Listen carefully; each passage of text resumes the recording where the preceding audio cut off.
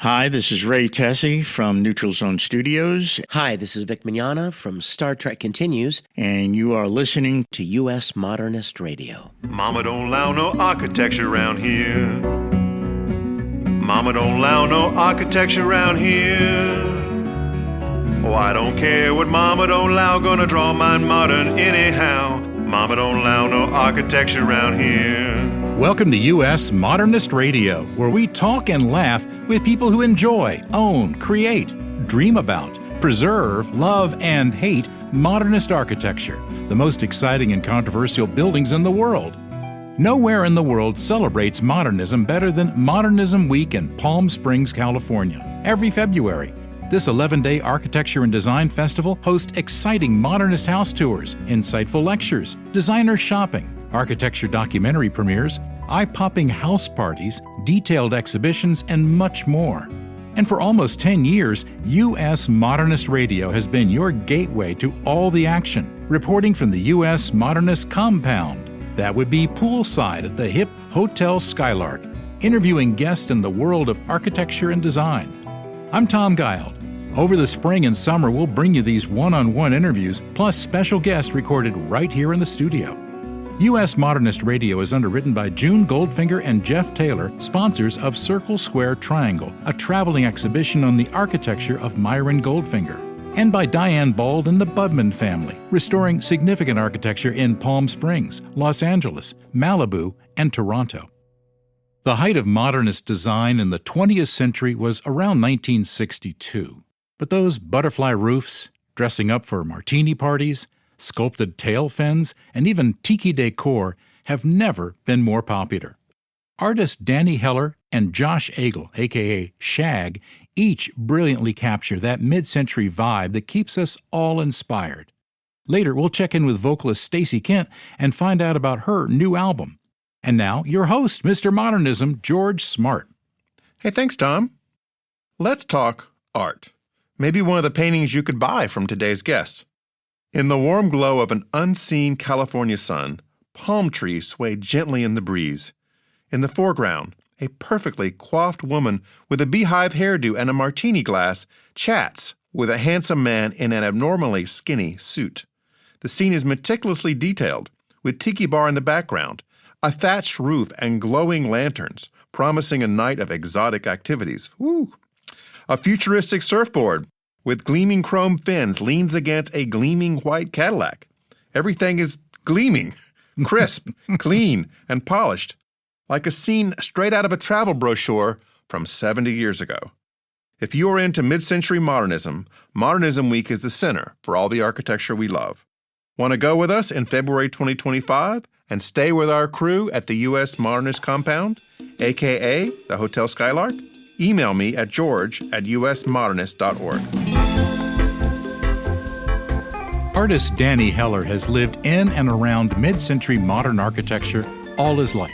After studying landscape painting at UC Santa Barbara, Go Gauchos! He switched his focus to retro iconography and settled in desert hot springs. That's where his wife, past podcast guest Tracy Beckman, runs the Lautner Compound. That's the John Lautner-designed hotel and wedding venue. Here's George's conversation with artist Danny Heller. I am talking with the valedictorian of Chatsworth High School. Danny, congratulations. You made it, man. All these years later, that's my top accolade. And, Thank your you. art is really a valedictorian, too. I mean, it's just spectacular. Thank you so much. I appreciate that. And what a deep dive. And you are exhibiting really all over the U.S. now, right? I've seen your shows in New York. Where else have you been? Yeah, in Los Angeles, I show with the Billis Williams Gallery. That's probably my oldest representative gallery. But I show in Madrid, La Fiambrera Gallery. I've had some stuff in Paris and some pop-ups here and there. But I got future plans as well. So yeah. Can you share any of those or? Well, I love showing with galleries. That's what an artist does. But I think for my work to kind of get to the next step, I want to start approaching more institutions, cultural institutions, museums, things like that. A dream I just kind of have to make it feasible, would be to show at the Alvar Aalto house outside of Paris, because they work with a lot of artists, and it's a wonderful house, and they really promote the artists and made it more into a cultural institution. Oh, fantastic. Yeah. And I would think your work would go well like at the Getty, too, I think so, right? too. I think so, 100%. Hello, Getty. Hello, Getty. Come in, please. You can reach me at... Now, I love one of the phrases you use to describe yourself, and that's paint manipulator. Yeah, I always think the title artist is a little lofty. Okay. So I usually introduce myself as a painter, which then people don't really know what I'm talking about, because I could, be a house painter, and then I tell them I'm a house painter because I do paintings of houses, and then they're even more confused. Yeah. So I probably should just stick with the label artist, but I thought paint manipulator's kind of hip. So. And if you haven't seen Danny's work, which you should be Googling right now, what's the right sort of label for this genre? Is it realism? Is it photorealism? I couldn't quite get a handle on it. I would characterize it as photorealism, but I'm not one of those photorealists that are there with the magnifying glass going through every little tiny speck on the painting.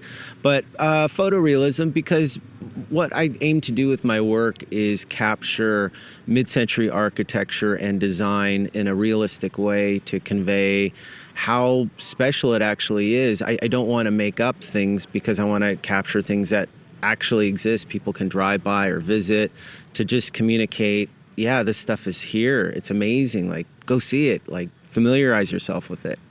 Well, what's really cool about your work, the paintings I've seen, is that you capture the house, but you're also renovating it a little bit. You're fixing it up as you go. As true to my subject matter as I aim to be, I'm not opposed to a little artist liberty and removing a power line or repainting the wall, so to speak. Right, a paint job. A paint job. I am a painter, after all. So anything that can help me communicate how special these subjects are versus something that would detract or something that would cause somebody to just quickly walk away from the painting. So just a little artist liberty to make a composition better, to make the architecture shine a little bit more. But for the most part, it's really anchored in the truth. And I also like the way you use light to illuminate these homes, because it's as close as I've seen to kind of capturing the real light here in Palm Springs. It's a little brighter than usual, certainly brighter than we have in North Carolina. Some of my paintings, you actually have to wear sunglasses to look at. No, I love the lighting too, because that's a part of it, the environment, the atmosphere. I was actually just going through my work. I did a presentation, and I drew a comparison with the Impressionist artist Claude Monet. A very lofty comparison, but just how Claude Monet would pick a subject like the haystacks, and he would render it in different light, different seasons.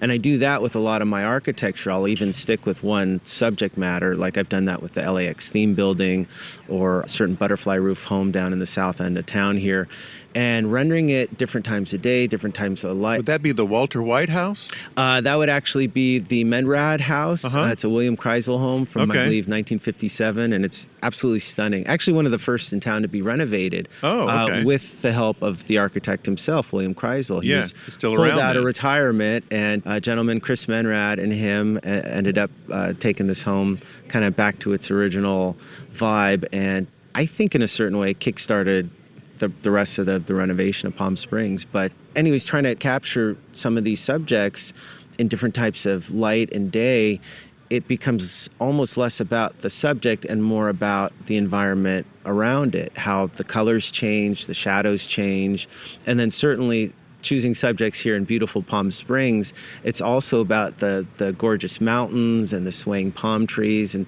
kind of everything around it, not just the architecture. So if somebody finds your work and goes, wow, I want Denny to paint my house. So yes, please. What's the process? Like, how do you go about So I visit all my subjects in person. I have to be there. I have to take photos. I work from my own photos. But just to see the subject, specifically the architecture in 3 dimensions, get the best vantage points, and just see what speaks to me. And then I talk with the client usually about what speaks to them. And we kind of try to figure out how do we want to present this thing, usually the home, in the best light possible, literally and figuratively. Yeah. And it's usually back and forth, but I start with my own photos. I kind of go through them. I'll do some changes on Photoshop, back to the whole artist liberty thing, just to kind of clean things up a little. And then I start out, I think like a lot of artists nowadays, using projection, and I'll kind of trace it out on a canvas or a panel, and then just start doing layers of paint. It's important for me, if I do something like a commission, that the client is happy and on board every step of the way. Yeah. That being said, too many cooks in the kitchen can lead to disasters. Right. So there has to be a kind of a mutual trust that I know what I'm doing, and I will take care of the client, and the client knows that. Now, do most people tend to want like an exterior view of their house or an interior shot, like across the beautiful living room kind of thing? That's a great question. I would say more often than not, it's an exterior, probably because exterior shots seem to kind of sum up the architecture in a single frame versus interiors. The living room is great, but it's a part of the kitchen as well, or it's, the view to the outside as well. So interior shots tend to be dependent on seeing the property in kind of 3 dimension versus an exterior. You can kind of sum things up like easily. Some of your colleagues who are doing similar work put little Easter eggs in their paintings, meaning little things you have to really pay attention to catch. Do you do any of that at all in yours? Yes and no. So the Easter eggs that I'll get into are maybe I'll change a license plate for something that's a deeper meaning, or something like that. For the most part, they're pretty just, on the surface, what you see is what you get. However, taking artist liberties, I will change foliage or shadows to guide the eye. So whether or not you realize it, I'm controlling your eye to look through the whole part of the painting and maybe to end up on what would be the main subject matter. Now, having done a bunch of these now, do the owners then make their house look like your painting? What came first, the chicken or the egg? Right. Did they replace the bush to that's a great question. So the Menrad house I was talking about, when I first started painting it, the landscape was a certain way, but it's been a good decade or so. So plants grow, plants die, plants need to be replanted. And I think Chris has tried to keep the landscaping consistent, but I don't know that he's had my artwork in mind to match it to. So I don't know. I don't know. It's like one of those magic paintings that influences its surroundings. Exactly. Right? Exactly. So, but it is funny to go back and see paintings that I did, again, a decade or two ago, and see just the landscaping growing in, or maybe the color palette needed to be changed, the walls needed to be painted or what have you, and just to kind of see like what stands the test of time and what doesn't. And for the most part, the architecture itself, the important thing stands the test of time, and the environment around it is always going to change. Well, I asked this because I have one of Danny's prints in my house that he sent me years ago, and we actually painted the wall to match the print. You did? Yeah. Oh, fantastic. Yeah. Oh, that's great. Yeah, so the environment is changing around the art. Right. Exactly. Oh, wow. So I'm having an impression on people, huh? And You architecture. You are. Yeah.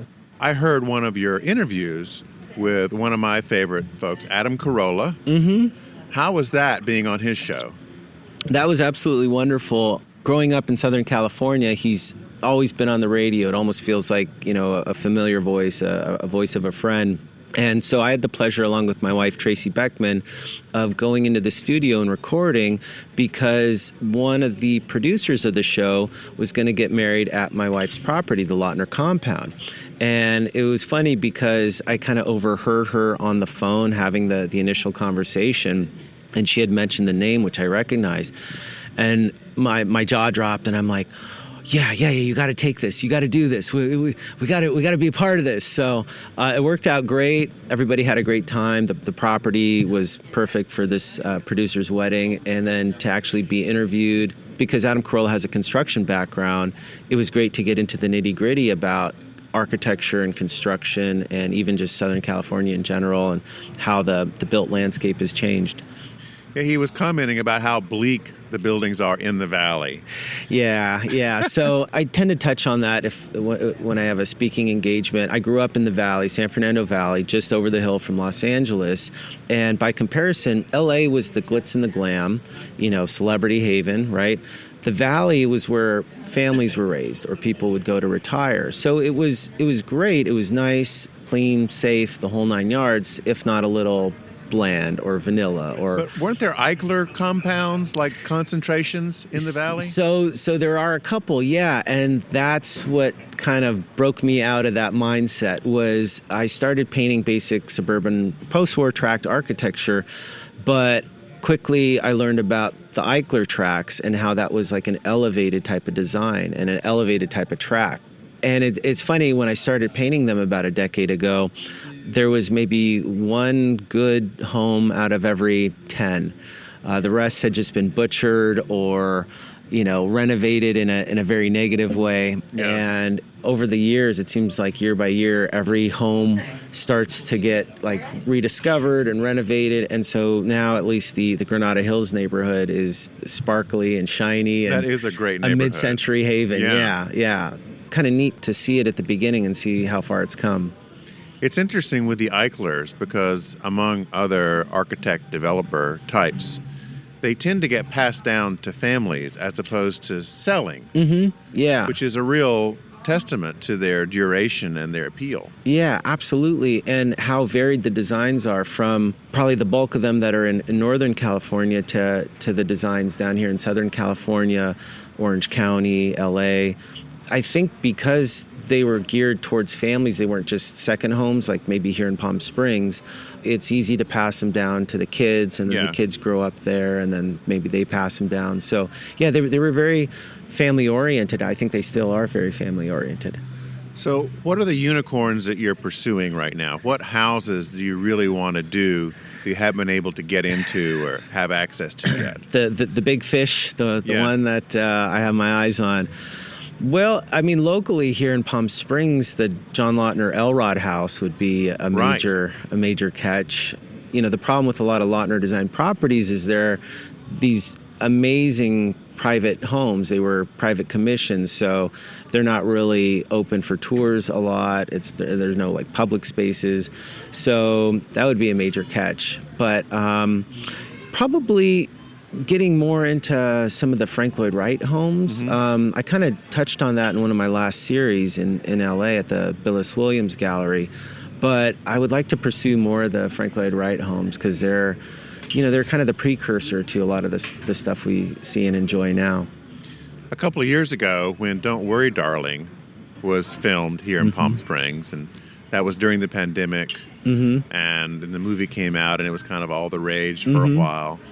I noticed that there was one particular cul-de-sac here in town where they had basically rented out the whole cul-de-sac for those scenes. And I thought of you immediately. It's like that cul-de-sac would be a fabulous I was painting. A kid in a candy store. Yeah. I was just over the moon. It was great because the way I work sometimes is I will go visit architecture and then I'll pair it with a photo I have of a classic car. So it requires a bit of cutting and pasting and photoshopping. But for Don't Worry, Darling, they dressed the streets of the Canyon View Estates neighborhood with the most amazing classic cars. And you could just walk up and down the streets and just photograph to your heart's content. It was like being on a perfectly dressed film set. Yeah. So no Photoshop required. Just went around, and I got to actually spend a lot of time kind of finding the right angles and the lighting, and it was great. It was almost like they did it just for me. Well, yeah. But I was able to get a series of paintings out of it, and I think it appealed not only to the people that had seen the film, but others. And then when I told them there's a loose connection to the film, then they would go back and watch the film and enjoy the paintings even more. What was that building that's used at the end of the film? I think it's out in Joshua Tree somewhere. It's, I believe, in the Mojave, kind of the high desert, about maybe 2 or 3 hours away. That used to be Huell Hauser's old home. Okay. It sits on the top of an extinct volcano, so I think it's called the Volcano House or something like that. But very space-age looking, kind of reminiscent of like a John Lautner design, although it's not John Lautner. But it has a lot of those elements, I believe, is like formed concrete. But yeah, just dynamic, spectacular, fitting for the conclusion of a film, right? Exactly. Yeah. Yeah, I was just really stunned. I had never heard of that house before until I saw the movie. Yeah. And my first thought was, well, maybe it's a production set. Yeah. No, and then looked it up, and it's a real house. It's an actual house, middle of nowhere. I want to say that they did do a tour like a year or so ago after Huell Hauser had passed. But yeah, I don't know if it's still open to the public in any way. But that'd be great to go visit. Danny and Tracy have U.S. Modernists out every Modernism week to their Hotel Lautner, which is an exceptional facility. Thank you. For two reasons. One is they have 4 exquisitely crafted John Lautner hotel rooms you can stay at every week of the year, except Modernism Week, when they're running public tours. And then they also have this marvelous venue space for talks and weddings and parties and all kinds of things. And it's just all wrapped together under this beautiful sky most of the time. It is. We're very fortunate. So my wife, Tracy Beckman, and her business partner, Ryan Trowbridge, bought the property in 2008. It was designed by John Lautner in 1947. So it's got a bit of age to it, but they lovingly renovated it and brought it up to speed for today's modern traveler. They started with the 4 units. They were kind of these 4 interlocking units that were actually supposed to be a whole master plan community, but only these 4 kind of prototypes got off the ground. So that's what we have today. But then quickly people were inquiring about doing weddings and, sharing their big day in and around the property with us. And so we had some land next door that eventually got turned more into, an event space, and you're just under the stars at night. It's absolutely spectacular, the most beautiful views of the mountains, and people share their big day, and it's kind of an honor for us. And it's great because they get to enjoy themselves outside. It's almost like being in the middle of like Joshua Tree Park. However, you're only 20 minutes outside of Palm Springs. Yes. So you get back to the hotel and, hang out poolside with your friends afterwards. Yes, Desert Hot Springs has really been coming along in the last couple of years. It is. With new stores. We're up and coming. Yeah. No, it's and nice. Spas are located there. Yeah, so Desert Hot Springs kind of got started because of the spas. We have the natural mineral spring waters underground, and that's been a huge draw. I think it started mainly with a lot of Europeans that would come kind of post-war. And so we boomed with the mineral springs, and then we've just been kind of growing since, especially since a lot of people kind of get priced out of the rest of the Coachella Valley. Desert Hot Springs is still relatively affordable, and we have a lot of great small businesses coming in and restaurants, so it's up and coming.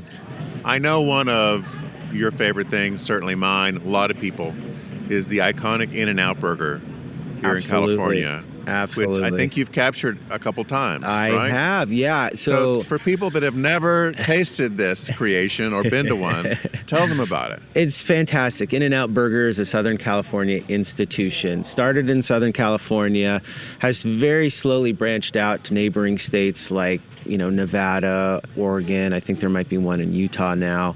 But it still is very much kind of locally owned and operated. The ingredients are top-notch. It's really one of the best best burgers you'll ever taste. And they've always done an art program. Every year they'll release a new art capturing one of their stores, their restaurants, and they'll create a T-shirt with it as well. And these T-shirts have become something of a collector's items. People across the world will wear an In-N-Out Burger T-shirt and try to get the next new release. Yeah. So I had the great opportunity of doing the next In-N-Out Burger T-shirt, and it's great because they mix in classic cars. The owner is a huge classic car enthusiast, so she always wanted classic cars mixed in. It has a very mid-century vibe to it, the old kind of diner hop, burger hop kind of vibe to it. So I was tasked with mixing in certain classic cars with one of their new restaurants and kind of capturing it in the spirit of, I guess, Southern California, just aglow in warm sunlight and under swaying palm trees. So it was a real feather in my cap because I would go into the restaurants and see the T-shirts and think to myself, who gets to do that? What kind of artist would be tasked with that? That's what I want to do. Yeah. Like, what an incredible opportunity. And then people wear your shirt and can see your art everywhere. So that dream came true. And I kind of still can't believe I had that kind of honor. You've had burgers. We've all had burgers. But the interesting thing is when you go up to an In-N-Out Burger, they open at 10. Mm-hmm. And by 10:15, there's a line around inside, the block. Inside and through the drive-through. Uh-huh. If you try to go there at night, the whole in and out of the parking lot is jammed because there's so many cars. And then it leads out into the street and down the block. Down the block. I've been out there all times of day, and you can barely move. And this is every single day this occurs. It's such a phenomenon. Yeah, it really is. And that's a testament to what a great product they serve. I mean, some people might chalk it up to being like a fast food restaurant, but it really isn't because the ingredients are so good, the taste is so good. I mean, it's like, I guess, going into a diner and getting a phenomenal burger, only it's a little faster paced than that. Well, now I want to go get one of those shirts. You're making me hungry. Thank you for letting me know. Where can people see your work online, Danny? So go to www.dannyhellerart.com. You could probably just Google Danny Heller and I'll come up. But again, I show in LA with the Billis Williams. There's no Danny Heller recently released from prison they're going to find somewhere? No, but I guess there was a baseball player. Okay. And so every now and then I'll get like a news feed with this baseball player and I'm like, oh, good for him. Yeah, okay. But and I show in Los Angeles at the Billis Williams Gallery, in New York at the George Billis Gallery, which they're kind of connected. And in fact, right in the heart of Chelsea, it's a phenomenal space. Thanks for coming out and talking with me, Danny. Well, thank you, George. It's always a pleasure. That was George's conversation with Danny Heller. Josh Agle, also known as Shag, is a wildly successful illustrator, taking iconic scenes from the Modernist era to create a distinctively artistic, humorous style, celebrating the Palm Springs lifestyle in vividly colored, sharply rendered scenes. Shag is living the Modernist dream. His mid-century house looks a lot like the ones in his paintings. He's a fixture at Modernism Week, and Palm Springs is the headquarters of his Shag stores. We now go poolside with George and the one and only Shag. Josh, over the last year, Shag is everywhere. I mean, I have been amazed at where you're turning up. There's even a line of breeze blocks. Yes. For Shag. Yeah, 2023 and 2024 have been exceptionally busy for me. Yeah. So besides breeze blocks, what else have you been into? Well, I designed a house in Palm Springs called the Shag House. Okay. Which is basically a ground-up renovation of an existing house. We took it down to the studs, and I designed everything. Interior, exterior, landscaping, hardscaping, furnishings, art. It was all up to me. And people have been touring it all week, yes. right? Yeah. We've had, I think, over 5,000 people through the house. I bet. That's wonderful. Yeah. That's wonderful. So was this just sort of a typical ranch, or was it designed by an architect here? Tell me a little bit about the history of the house. It was in Alexander, which is one of the mid-century modern tract homes in Palm Springs, and it's in a neighborhood called Little Beverly Hills. But this house had undergone a few renovations and additions, so there was really nothing original about it. So that's why I felt It was like kind of mangled. Yeah, it had been mangled. It had been chopped up a little. I wouldn't have wanted to take a survivor or a historic home and put my touch on it, but this was something that I felt like we could completely redo and make it better than it ever was. So how big is the house? I think that original footprint was about 1,300 square feet. We added another 500 or 600 square feet to the house and did a lot of outdoor living spaces as well. And when did you start? 2 years ago. 2 years ago. Yeah. Did you do all this yourself, banging the hammer, or did you have No. lots of teams in, or how did it work? Fortunately, I had a lot of great helpers. J.P. Flynn, who kind of conceived the idea, he was sort of the overseer. We had a general contractor. We had a ton of sponsors come in, which was really helpful because that helped us spend our own money on other fabulous things that might not have been in the budget otherwise. Now, what are some of the fabulous things? Well, it's got an outdoor lounge with one of those freestanding fireplaces like you see in my paintings with the conical hood over the fireplace. Oh, those are lovely. Yeah, it's got 2 full working bars, one indoors and one outdoors, so you can have parties and have 3 or 4 bartenders at each bar serving drinks. It's got a lot of fun and whimsical art. Each bedroom in the house is themed. So there's a cat bedroom, there's a Chinese dragon bedroom, there's a tiki bedroom. I was going to ask, there had to be a tiki bedroom somewhere in this house. Yeah, I didn't want to go overly tiki on the house, so I confined it to 1 bedroom. And are there large numbers of disapproving women scattered about, as they are in your artwork? Actually, the real-life women seem to really love it. Okay. It's really interesting. You see it in some of Josh's art pieces, that there are these very sophisticated women who are kind of looking disapprovingly at the men about them. Yes. Like, you idiot. Maybe that says something about my own relationship with the women in my life. And the breeze blocks. Tell me about those. Well, I've teamed up with a company called To Sell. I designed some cement tile with them, and now I'm working on some breeze blocks. Okay. I'm a huge fan of breeze block, and about 15 years ago when I remodeled my own home in Orange County, I was looking for breeze block, and hardly anyone made it. There were a couple companies that made the most standard breeze blocks you saw, and so I'm really thrilled by kind of the revival in breeze block, and I hope a lot of people are using it on their new projects. So for people who don't know what this is, tell them about breeze block. Breeze block is concrete block that has some sort of pattern cut out into it. I'm sure everyone has seen it. The pattern could be a star or sort of a leaf shape or a circle or a series of circles. And it's a building material that also allows light and air to go through it. So it's not used for an actual wall in a house, but it might be used for a decorative thing. A decorative thing or a wall around a property or something. A lot of people have them around a pool. Yeah.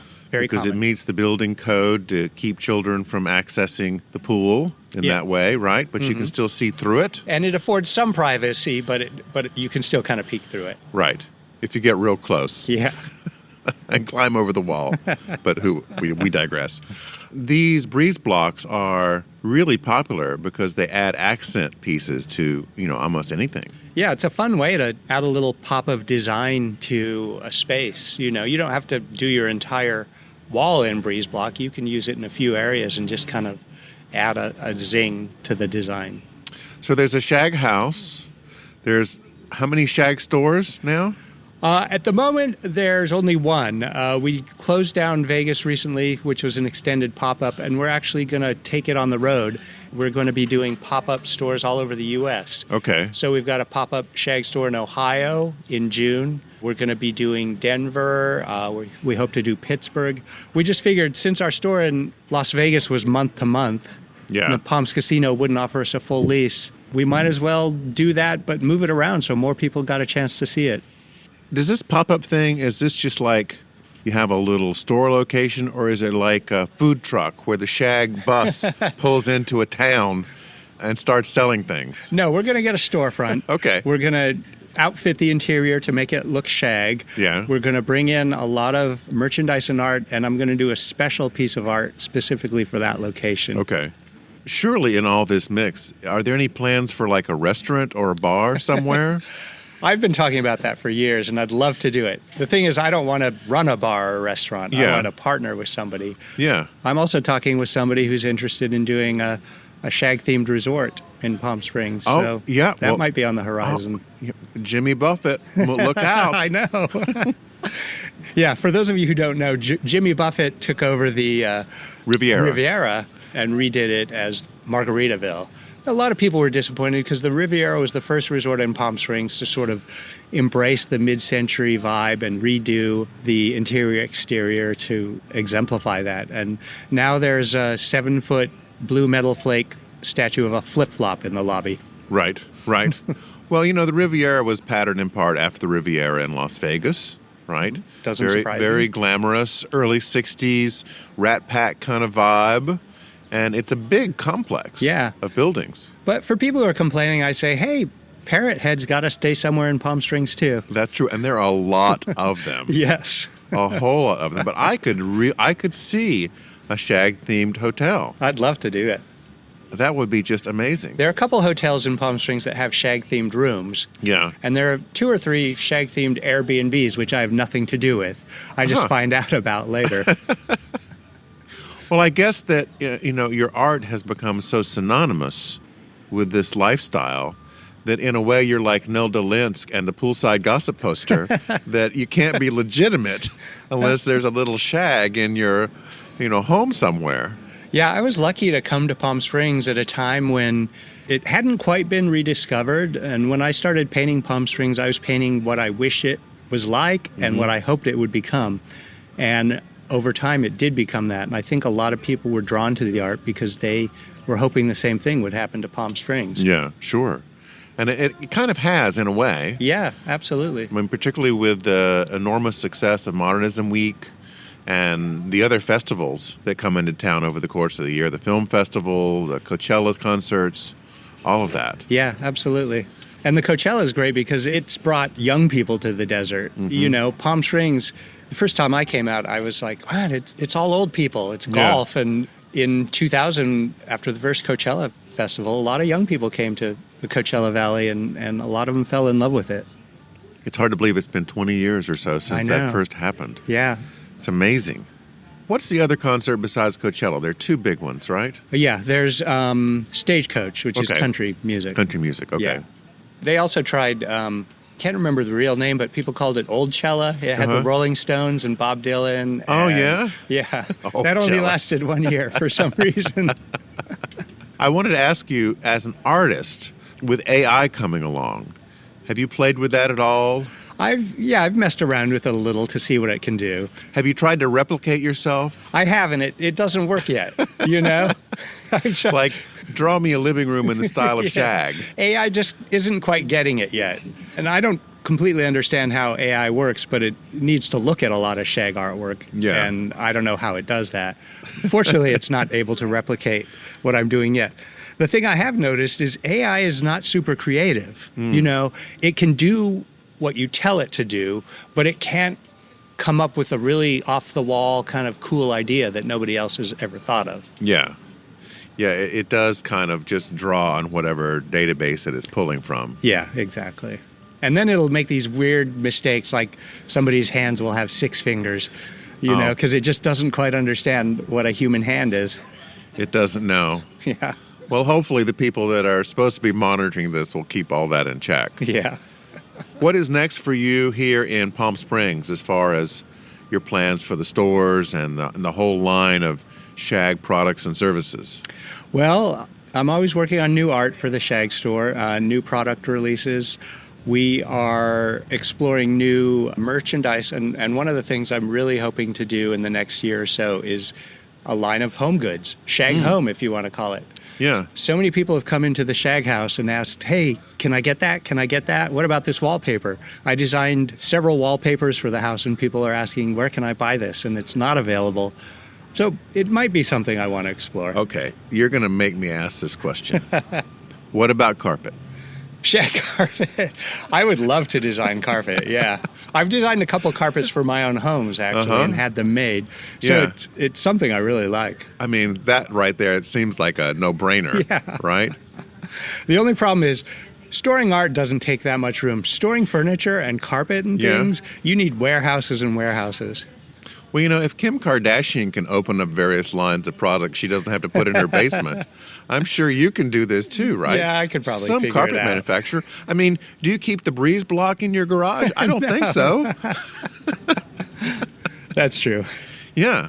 Well, this is all very exciting, Josh. And, my hat's off to you because you've made a huge success of this. Thank you. Yeah, I feel very lucky. And Amazing. as my career has grown, interest in mid-century architecture and design has grown. And it's kind of floated my boat, and hopefully I've floated its boat a little. I think the boat has been floated. Thank you so much. Anything we can do for you, please let me know. All right. Thank you so much, George, and thank you for having me on. That was George with Shag. We are just dizzy with anticipation as past podcast guest Stacey Kent returns to share songs from her latest album called Summer Me, Winter Me. Stacey told George all about it recently via Zoom from her new home in Virginia. Jazz singer Stacey Kent found herself in the graduate program at London's Guildhall School of Music, where she met her future husband and musical partner, Jim Tomlinson. After paying her dues in London's jazz clubs, she released her first album, Close Your Eyes, in 1997. And in the years since, she has amassed a legion of fans worldwide and boasts album sales in excess of 2 million. That's a lot. Her latest is Summer Me, Winter Me. Welcome, Stacey. Thank you very much. Great to be back here. Yeah, it's so nice to have you back on the show. When we talked last, you were moving from Colorado to Virginia. So how is it working out? It is magnificent. And I'll tell you what, we had a checklist of where we might want to live and where we didn't want to live. So we did a certain amount of due diligence, but you don't know when you're moving 2,000 miles across the country exactly what you're going to get. We had a good attitude. We thought, if we don't like it, we'll go somewhere else. But we really had a feeling we were going to fall in love with it. And the part that was harrowing was that we sold our house within 72 hours in Colorado, and we had nowhere to live yet.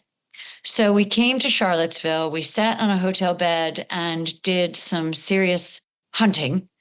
And we got so lucky, but we didn't know we were lucky yet because we just had to go somewhere. And then it turns out that it's heaven for us. It has everything that we want. We've made beautiful friends. It's like Colorado in that we have all that we want from Mother Nature.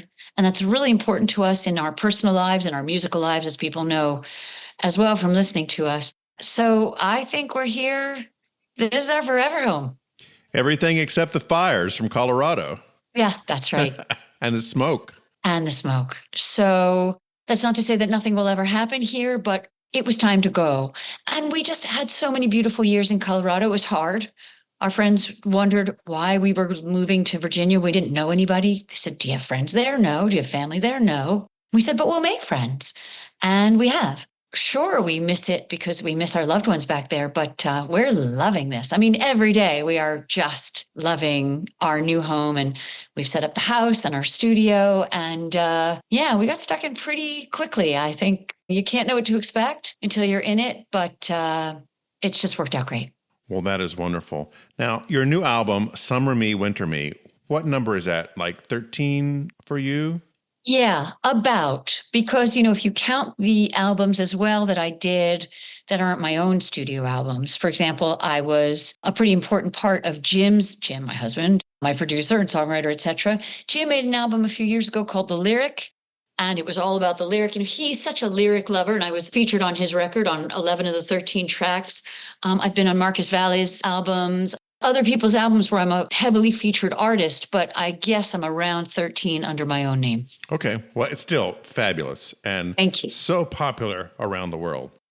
This first song is written by Alan J. Lerner and Frederick Lowe, famous team known for being behind the creation of big successes such as My Fair Lady, Brigadoon, and Camelot, along with the musical film Gigi. This song comes from My Fair Lady and was first performed by Julie Andrews and the long-forgotten, really, John Michael Hill. Here is Stacey with Show Me.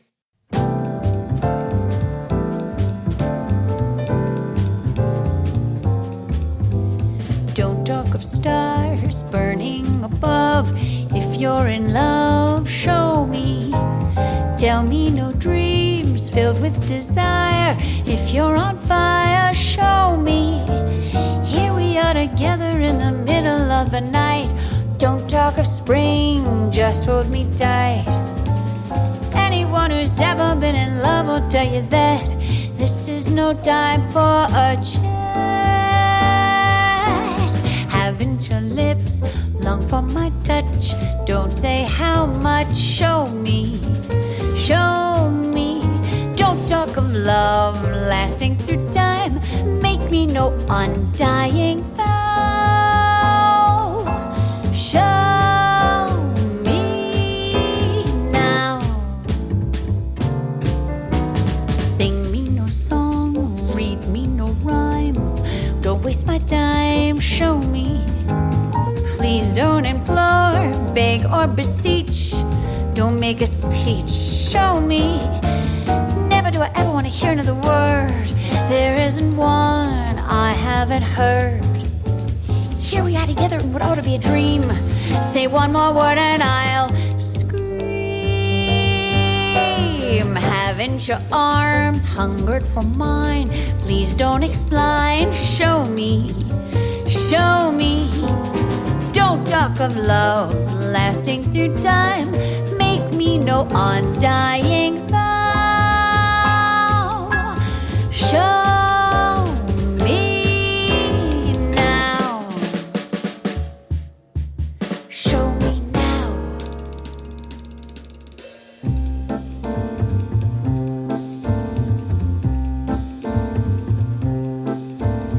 Words, words, words, I'm so sick of words. I get words all day through. First from him, now from you.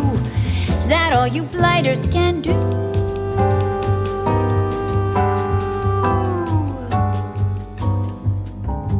Sing me no song, read me no rhyme. Don't waste my time, show me. Don't talk of June, don't talk of fall. Don't talk at all, show me. Here we are together in the middle of the night. Don't talk of spring, just hold me tight. Anyone who's ever been in love will tell you that this is no time for a chat. Haven't your lips long for my touch? Don't say how much, show me. Show me. Don't wait until wrinkles and lines pop out all over my brow. Show me now. Stacey, I noticed that you are great with languages. Many of your songs are in French. You've got some Italian in there. And you're wildly popular with European audiences. Kind of like Jerry Lewis is in France. You are, a big star over there.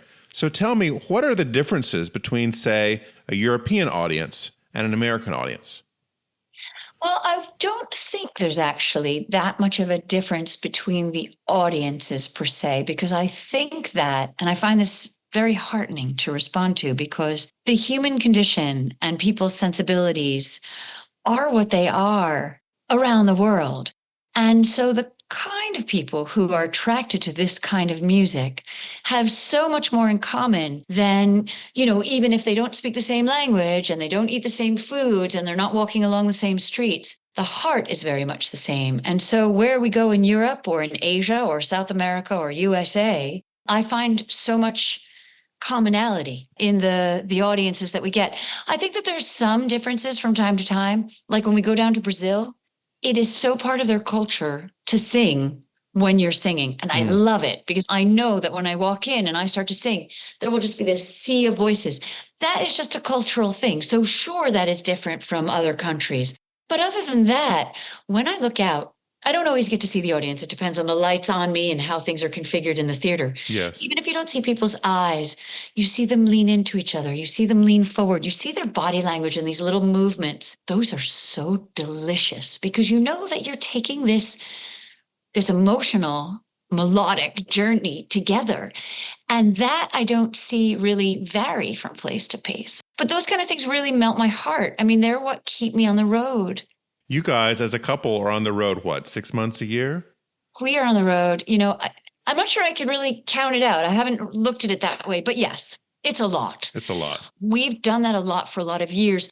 If I can say that there's a downside to it, the downside to the very upside is because I am out traveling with my best friend, we don't take time off the same way maybe other people do who've left their partner and families at home because they need to take a break, say, I'm off, I've got to do that thing.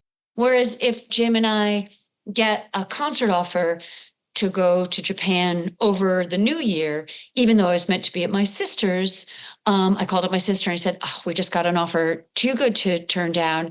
And I'm going with Jim. So I'm going to bring in the new year with my best friend next to me and we'll go and walk the streets of Tokyo.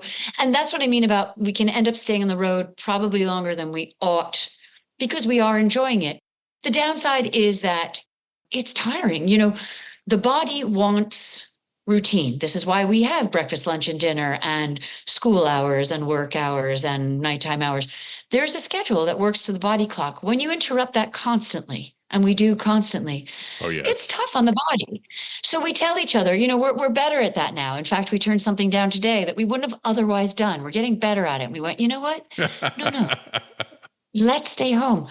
I love the fact that I sign on to my social media and people they'll see that we're, I don't know, in Denmark or Finland, and they go, when are you coming back to Australia? And I love that people implore us to come back to them. That is gorgeous. But at the same time, we have to make sure that we keep time for ourselves and, the health stuff, right? But yeah, being out there and sharing music, sharing these songs, which are universal, it doesn't matter where we go. It's heartening. I mean, it's really very gratifying because it's not about me as the show person. It's about the humanity and sharing of the music that's very hard to turn down. Well, let's hear another song. This is If You Go Away, which is an adaptation of the 1959 Jacques Brel song, Ne me quittez pas. Am I saying that correctly? Ne me quittez pas. Yep, exactly. With English lyrics by Rod McEwen, the great poet of the 60s and 70s. Here's Stacey with If You Go Away.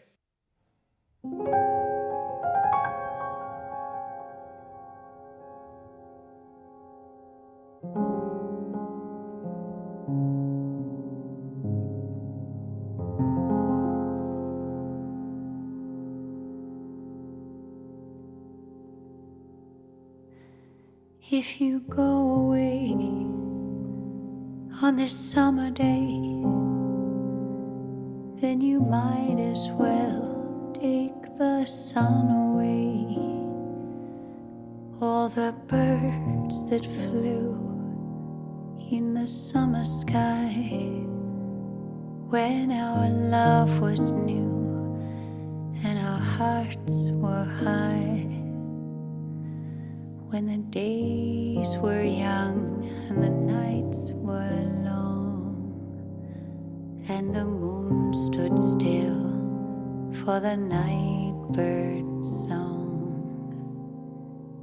If you go away, if you go away, if you go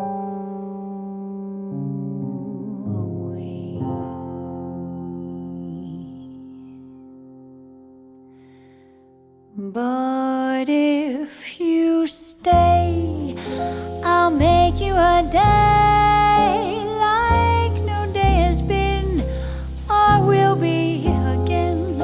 We'll sail on the sun, we'll ride on the rain, we'll talk to the trees and worship the wind. And if you go, I'll understand. Leave me just enough love to fill up my hand. If you go away, if you go away, if you go away, if you go away, as I know you will, you must tell the world to stop turning till you return again. If you ever do, For what good is love without loving you? Can I tell you now as you turn to go? I'll be dying slowly till the next hello. If you go away, if you go away, if you go away. But if you stay, I'll make you a night like no night has been or will be again. I'll sail on your smile, I'll ride on your dart, I'll talk to your eyes that I love so much. And if you go, I won't cry, for the good is gone from the word goodbye. If you go away, if you go away, if you go away.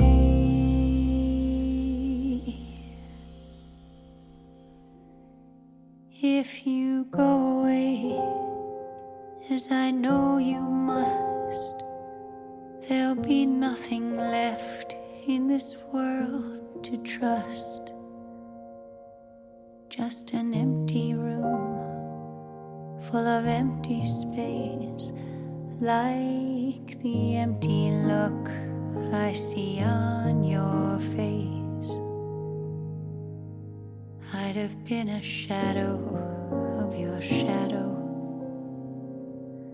if you might have kept me by your side. If you go away, if you go away.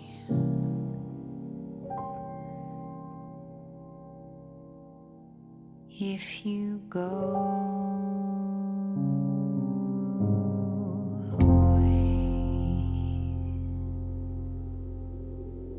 Stacey, I want to hear about your collaboration with the novelist Kazuo Ishiguro, because this sounds fascinating. This is something that happened almost 2 decades ago, and yet I have to admit that I still kind of pinch myself. So Kazuo Ishiguro was invited on a very famous radio show in England on the BBC called Desert Island Discs. The show's been running for, I don't know, decades, maybe 60 years. It's one of the oldest shows on the BBC. And it's famous for bringing on celebrities, famous people who come in to talk about their work, but all the while they're running this wonderful game. Because that's how you learn more about people, not just hearing about their work. Their game is, if you were to be on a desert island, isolated for the rest of your life, and you could only take 7 records, what would you take with you? And Ishiguro chose one of my tracks. He chose They Can't Take That Away From Me, which I recorded in 2000. And I was tuned into the show that day. I listened to the show a lot. I loved the show. And I heard that and I could not believe it because I loved Ishiguro's work. I had been on the show before by a businessman a CEO of British Telecom, this kind of thing, but never by somebody like this, whose work I adored. So I wrote to the BBC and I said, "Hi, I'm Stacey Kent. I'm a huge Ishiguro fan. He just played me on the radio. Could you connect us?" And his agent got back to me very quickly. And now, the long story short, we became friends.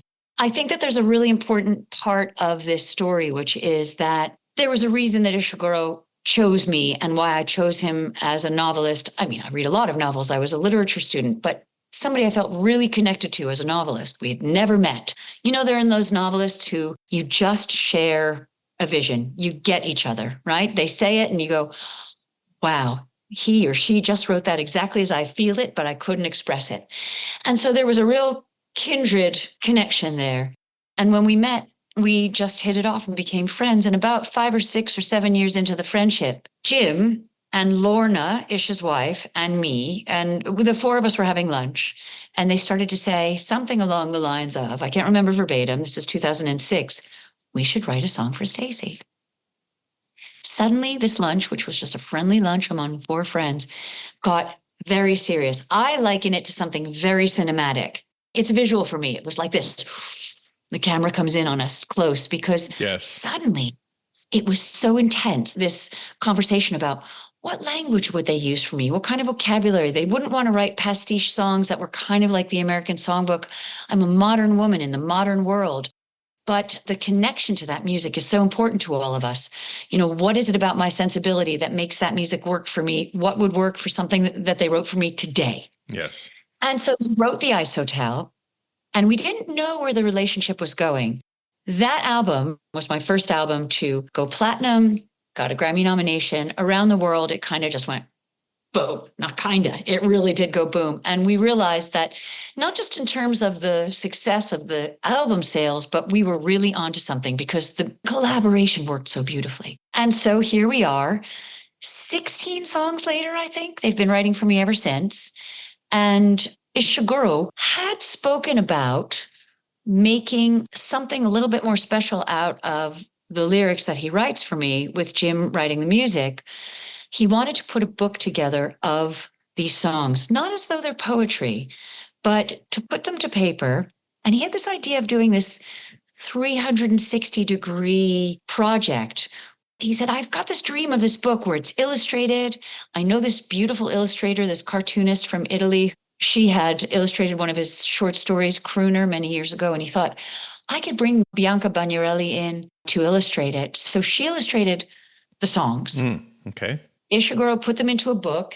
And I know that this is radio and nobody can see it, but there's this beautiful book that I'm holding up to you called The Summer We Crossed Europe in the Rain, Lyrics for Stacey Kent. The fact that my name is on the cover of a Kazuo Ishiguro book completely blows my mind. Yes. Wow. The book is so beautiful. And just recently, we performed together. Ishiguro was in an interview with the BBC, and he talked about his work and how he wanted to be a songwriter. The reason I want to talk about all this is because one of the things that he said, when he writes a novel, his focus isn't on where's the story going to go. It can end wherever it wants to end. And there's this ellipsis, there's this to be continued. And it's for us, the reader, to decide where it goes, right? What he wants is for the emotion to linger. And he said the reason he finds songwriting so magical is because it's not necessarily the word for word in the story that matters. It's the way when we listen to songs and they're gone, because it's this ephemeral experience, the emotion lingers. And that's how he writes his novels. And that's how he writes his songs. That's how he writes his screenplays, because he writes a lot for the cinema too. People who have seen his recent movies, Living or older, Remains of the Day, Never Let Me Go. These are screenplays to some of his novels. And I think, there's that moment when you finish a song and people haven't started to clap yet. Everybody's in suspend. You're in space. And the story just and the melody just kind of dissipates and lingers on. I love that. And I think that's why we're such a great match, I can see why he would want to have you singing these tunes and the emotional range that you have through your songs. You can feel that moment at the end where you're like almost between a trapeze. You're swinging from one to the other and you're floating in the air with the song and the audience is there with you. That space is so important. And the other element that I think that we have in common is that when people read Ishiguro's novels or watch his films, they're incredibly emotional and they're incredibly intense, and yet in a very quiet, understated way. And that is how I would describe myself. That's how I was as a kid. That sensibility has not moved. I love that in the world, there are different singers doing different things, right? So, I love Macy Gray. I love Aretha Franklin. I love these singers who just knock it out of the park with their voice and their performance, right? And then you have people like Tracy Chapman or James Taylor or João Gilberto or me, where it's got that quiet intensity. And there's room for us all, right? Right. He's a novelist. He's a screenwriter. He is a lyricist, but I'm the only person he writes lyrics for. So you can tell I'm enthused beyond description, because this is not something we could have gone looking for. Right. It just occurred. That could not have been better. It's not like I picked up the phone to the agent of Kazuo Ishiguro and said, could you get Mr. Ishiguro to write some lyrics? I don't believe in fate, and yet I'm leaning towards the fatalism. Do you know what I mean? I do. The new album is Summer Me, Winter Me, and you can find out more at staceykent.com. Thank you, Stacey. Thank you. Such a pleasure to talk to you again. Thanks for listening. Want to go with us to Modernism Week in February 2025? and stay with the U.S. Modernist crew at our compound? Everyone needs a compound. AKA the Hotel Skylark? Email me at george@usmodernist.org. Okay, Tom, it's all yours. Visit usmodernist.org's massive archives to listen to past shows, discover documentation of 20,500 significant modernist houses, and access 4.3 million pages of classic 20th century architecture magazines. U.S. Modernist Radio is produced by Soundtracks Recording Studios in Raleigh, North Carolina. Our theme song was performed by George Smart and Robinson Earl, with Kelly Policelli on guest research. U.S. Modernist Radio is a production of Modernist Archive Incorporated, a nonprofit educational archive for the documentation, preservation, and promotion of modernist residential design. I'm Tom Guild. George and I'll be back soon with another heading up 8,000 feet to the top of the Palm Springs Tramway edition of U.S. Modernist Radio.